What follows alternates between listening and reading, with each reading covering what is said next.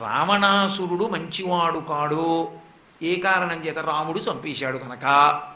రాముడు చంపేస్తే రావణుడు చెడ్డవాడు కాకపోవడం ఏమిటి? రామో విగ్రహవాన్ ధర్మ, ధర్మమూర్తి అయిన రాముడు ఎందుకు చంపుతాడు? తప్పు లేకపోతే రాముడు చంపాడు కాబట్టి చెడ్డవాడే. అంటే ఇప్పుడు ధర్మాత్ముడైన రాముడి చేతిలో చచ్చిపోవడం వల్ల అపకీర్తి వచ్చింది, వాడు కీర్తివంతుడు కాడు, మంచివాడు కాడని నిగ్గు తేలిపోయింది. ఆయన కీర్తి ఇంకెక్కడ పోయింది?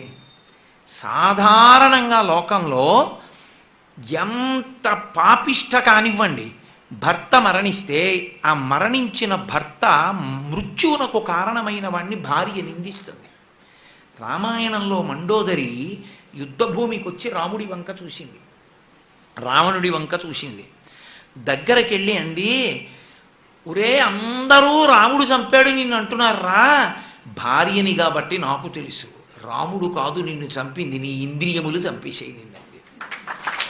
త్రాచుపాముని తొక్కి పట్టినట్టు తొక్కి పెట్టావు తపస్సు చేసినప్పుడు, అవి లేచి కాట్లు వేసాయి నిన్ను.